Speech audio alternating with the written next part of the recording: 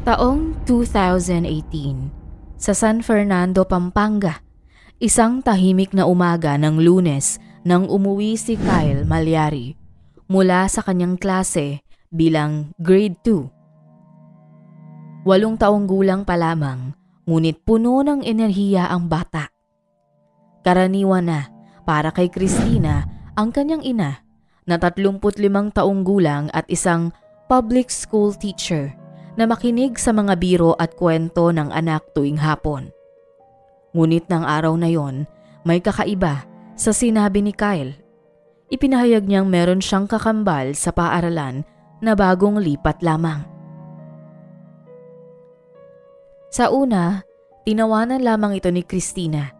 Alam niyang madalas mag-imbento ng mga kwento ang bata, lalo na kung nagbabasa o napapanood ang tungkol sa kambal. Para sa kanya, kathang isip lamang iyon. Ngunit araw-araw, hindi tumigil si Kyle sa pagbanggit tungkol kay James Gallardo, isang kaklaseng kamukhang-kamukha niya. Mula sa boses, tawa, hanggang sa mga galaw, ang kanyang mga kwento ay paulit-ulit. Tila ba naniniwala siyang ito ay totoo. Lumipas ang mga linggo at hindi pa rin huminto si Kyle. Para kay Christina, nagsimulang maging mabigat ang pakiramdam ng ideyang baka hindi basta imahinasyon ang lahat. Hanggang sa isang araw, mismong guro ni Kyle ang nagsabi kay Christina ng kanilang pagkakahawig ng kaklase nito. Sinubukan ni Christina na tingnan ang larawan ng kaklase ni Kyle at laking gulat nito sa nakita. Kinagabihan, hindi siya mapakali. Habang natutulog si Kyle, nakaupo siya sa gilid ng kama. Iniisip kung paano nangyari na ang kanyang anak ay may tila kambal. Mahirap ipaliwanag. Ang batang pinangalan ng James Gallardo ay tila salamin ng kanyang anak. Sa kanyang puso, nagsimulang mabuo ang isang tanong na hindi niya alam ang sagot. Sa mga sumunod na araw, ay patuloy na nabalisa si Christina. Hinahanap niya ang sagot na tuluyang magpapatahimik sa kanyang naguguluhang isipan. Naging mahirap para sa kanya ang magpatuloy sa araw-araw na gawain na parang walang kakaiba. Sa wakas, nagpasya siyang gumawa ng hakbang. Gumamit siya ng kanyang mga kakilala sa paaralan para makuha ang impormasyon tungkol sa mga magulang ni James. Ang ina nito ay si Normalyn Gallardo, 32 taong gulang, isang mananahi mula sa bayan ng Guagua. Ilang kilometro lang ang layo mula sa kanilang tinitirhan. Sa unang pag-uusap nila sa telepono, kapwa nagulat ang dalawang ina. Simple lamang ang naging palitan ng impormasyon. Parehong taon ipinanganak ang mga bata. Parehong buwan at halos magkapareho pa ang oras ayon sa birth records. Para kay Christina, hindi na ito simpleng pagkakataon. May mas malalim na koneksyon sa pagitan ng dalawang batang ito. Nagpasya si Christina na makipagkita kay Normalyn, ngunit nagdahilan ang huli na masyado siyang abala para makipagkita. Tila umiiwas ito kay Christina sa hindi malamang dahilan, kung kaya't si Christina na mismo ang gumawa ng paraan. Sa maliit na shop ni Normalyn sa Guagua, nagharap ang dalawang babae. Tahimik sa umpisa. Parehong may halong kaba at pagkagulat. Habang nagkakape, pinagmamasdan ni Christina ang bawat galaw ni Normalyn. Sa kanyang mga mata, may bahid ng pagkataranta. Parang may laman ang kanyang isipan na pilit niyang kinikimkim. Ipinakita ni Christina ang litrato ni na Kyle at James. Hindi nakapagsalita agad si Normalin. Umiling lamang siya.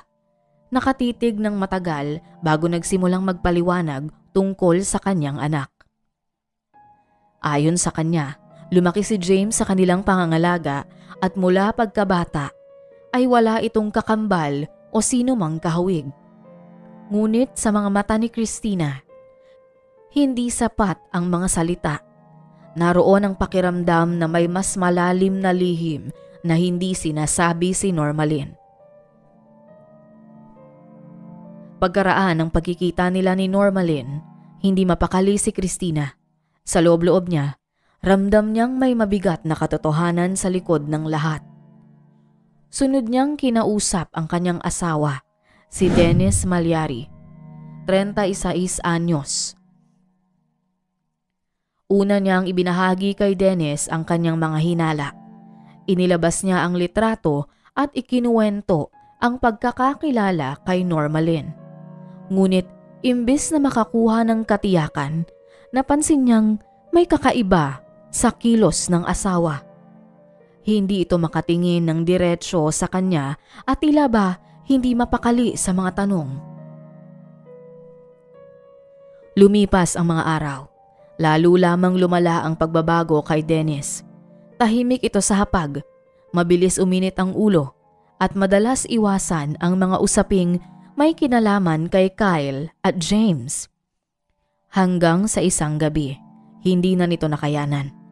Sa gitna ng katahimikan, umupo siya sa gilid ng kama at inamin ang sikreto na 8 taon niyang itinago. Noong 2010, isinilang ni Christina ang isang sanggol ngunit hindi ito nabuhay. Stillborn ayon sa doktor. Ngunit dahil nasa kritikal na kondisyon si Christina noon, hindi na niya lubos na naalala ang lahat. Alam ni Dennis na hindi kakayanin ng asawa ang ganitong balita. Lalo na't ilang beses na rin siyang nakuna noon at labis ang kanilang pananabik na magkaanak. Dagdag pa rito, sinabi ng doktor na maliit ang posibilidad na makapagdalang tao si Christinang muli dahil sa kalagayan ng kanyang katawan. Inisip ni Dennis na ang dagok na ito ay hindi kakayanin ni Christina. Sa gitna ng pagkalito, nakilala ni Dennis ang isang lalaki na naroon din sa parehong ospital. Ang asawa nito ay nanganak ng kambal sa parehong araw. Ngunit imbis na kasiyahan, problema ang dumating sa kanila. Hindi nila alam kung paano bubuhayin ang 2 sanggol dahil baon sila sa utang at walang sapat na hanap buhay. Dito na pumasok si Dennis. Nakipag-usap siya sa ama ng kambal. Nag-alok na sasagutin ang lahat ng gastusin sa ospital at tutulungan silang makapagsimula. Kapalit ng pag-ampon sa isa sa kanilang sanggol.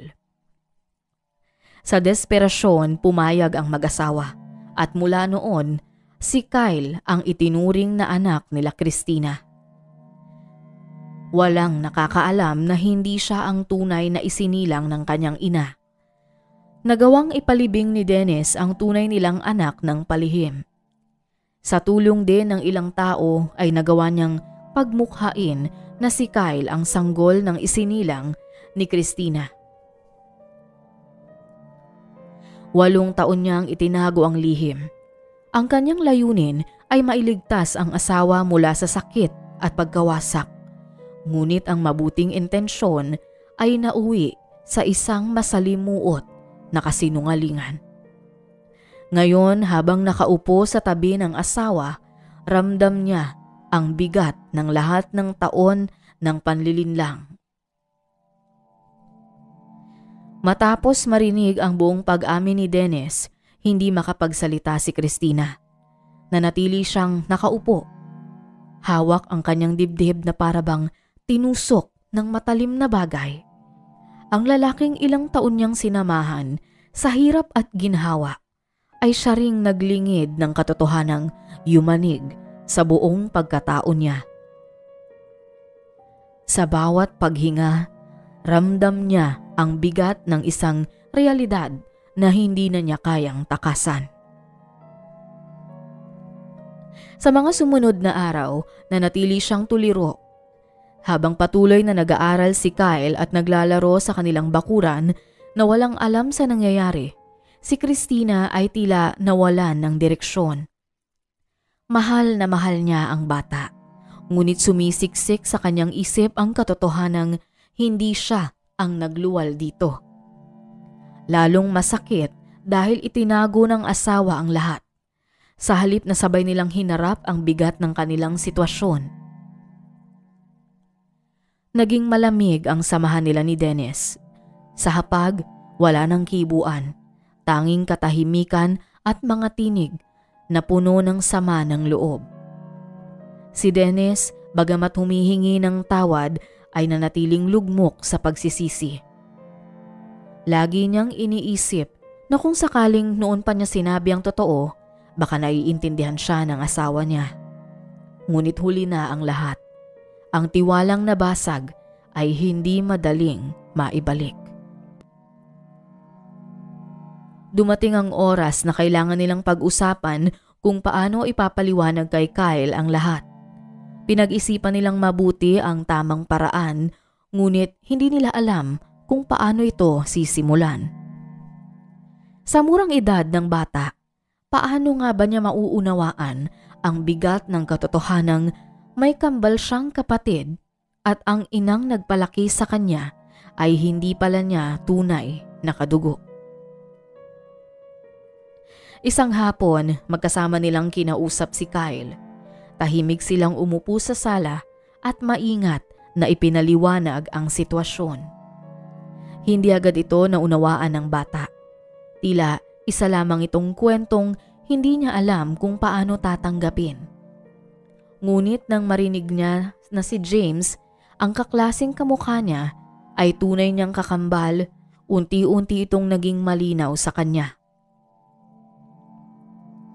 Higit pa sa galit ang naramdaman ni Christina. Takot ang nangingibabaw. Takot na balang araw ay baka lumayo si Kyle. Baka piliin itong bumalik sa kanyang tunay na pinagmulan. Sa kabila ng lahat, pinilit niyang itago ang takot sa likod ng yakap at haplos. Sa itinuring na anak, ang bata ay bata pa rin at ang pagmamahal na ibinigay niya sa loob ng 8 taon ay hindi mabubura ng basta-basta ng isang lihim. Sa mga linggong lumipas matapos ang pagbubunyag, dahan-dahang natutuhan ni Kyle ang katotohanan na hindi niya agad naintindihan. Sa murang edad, hindi niya lubos maunawaan kung bakit tila iba ang kanyang pinagmulan kesa sa inaakala niya. May mga pagkakataon na lumalapit siya kay Christina at tahimik na nagtatago sa kanyang bisig, para bang humahanap ng kasiguruhan na hindi siya iiwan. Para kay Christina, iyon ang pinakamabigat na yugto ng kanyang buhay bilang ina. Sa kabila ng sugat ng pagtataksil at ng mga tanong na hindi agad masagot, pinili niyang maging matatag. Sa bawat pagluha ng anak, pinipigil niya ang sariling panghinaan ng loob. Ang pagmamahal niya kay Kyle ay hindi kailanman nakabatay sa dugo lamang, kundi sa koneksyong nabuo sa mahabang panahon. Samantala, kinausap ni Dennis at Christina ang mga magulang ni James para pormal silang magkita bilang magkapatid at mapag-usapan ang lahat. Sa isang payak na pagkikita na inorganisa ng mga magulang, nagtagpo ang 2 bata sa bahay ng mga Galyardo. Sa unang pagkikita pa lang ay masaya ang 2 bata sa paglalaro. Nagtawanan at nagbahaginan ng mga simpleng bagay na para bang walang pader na namamagitan sa kanila. Para kay Christina, masakit ngunit nakakapawi ng bigat ng kalooban ang tanawing iyon. Nagpasya sila ni Dennis na formal na ayusin ang lahat. Sa tulong ng mga dokumento at proseso ng DSWD, sinimulan nilang gawing legal ang pagiging magulang nila kay Kyle. Sa kabilang panig, sina Normalin at ang asawa nito ay hindi tumutol. Nauunawaan nila na sa 8 taon na lumipas, si Kyle ay lumaki sa piling ng mga Malyari at ang pagmamahal na yon ay hindi matatawaran ng kahit anong papeles. Habang pinoproseso ang lahat, si Kyle ay nagsimulang magpakita ng lakas ng loob. Sa halip na lumayo kay Christina, mas naging malapit ito. Madalas ay siya pang humahawak ng kamay ng ina kapag nararamdaman niyang nalulugmok ito. Sa murang edad, natutunan niyang yakapin ang katotohanan at tanggapin na dalawa ang mundong kanyang kinabibilangan. Ang pamilya na nagluwal sa kanya at ang pamilyang nagpalaki sa kanya. Si Dennis sa kabilang banda ay patuloy na nagpakumbaba at nagsikap muling buuin ang tiwala ng asawa. Alam niyang hindi sapat ang mga salita, kaya't pinili niyang ipakita sa gawa, sa pagiging bukas, sa pagiging tapat, at sa pag-aalaga sa kanilang anak. At sa gitna ng lahat, dahan-dahan ding naghilom ang sugat ni Christina. Hindi man niya makalimutan ang sakit, pinili niyang magpatawad. Dahil higit sa lahat, ang kapakanan ni Kyle ang kanyang iniisip. Sa mga pagkakataong nakikita niyang magkatabi sina Kyle at James, naglalaro at nagtatawanan, naiisip niya na marahil sa kabila ng lahat ng lihim at kasinungalingan, may dahilan kung bakit dinala sa kanila ang bata. Pagsapit ng Disyembre 2019, nagpasya ang dalawang pamilya na magsama-sama sa isang simpleng hapunan para ipagdiwang ang Pasko. Sa ilalim ng mga parol at kislap ng ilaw, nagsalo-salo ang pamilyang Malyari at Gallardo. Sa isang mesa, magkatabi sina Kyle at James. Masigla, masaya at parabang hindi naghiwalay sa mahabang panahon. Naging maayos ang takbo ng gabi. Gayon din ay naramdaman ng bawat pamilya na tila naging magaan ang lahat. Imbis na magkaroon ng hindi pagkakaunawaan, ay tuluyang nabuo ang isang mas malawak na pamilya. Naging palagay ang loob ni Christina sa mga magulang ni James, lalo pat wala rin silang intensyong ilayo si Kyle sa mga nakagisna nitong magulang. Nagpalitan ang dalawang pamilya ng mga regalo at salo-salo sa harap ng pagkain. Habang patuloy ang hapunan, puno ng tawanan at kwentuhan ang paligid.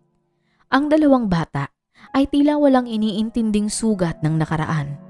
Bagkus ay nakatuon lamang sa hinaharap na magkasama sila. Sa tanawing iyon, naging halimaw na ang mga sugat ng kahapon.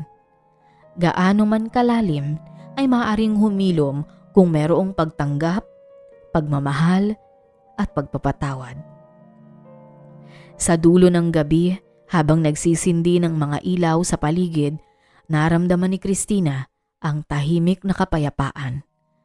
Ang lihim na minsang muntik nang sumira sa kanilang pamilya ay nagbigay daan upang mas maunawaan nila ang halaga ng katotohanan at pagmamahal. At sa kanyang puso, isang bagay ang malinaw. Tadhana ang gumawa ng paraan para mapunta sa kanila si Kyle at tadhana rin ang nagsilbing daan upang maayos ang sigalot na kanilang pinagdaanan.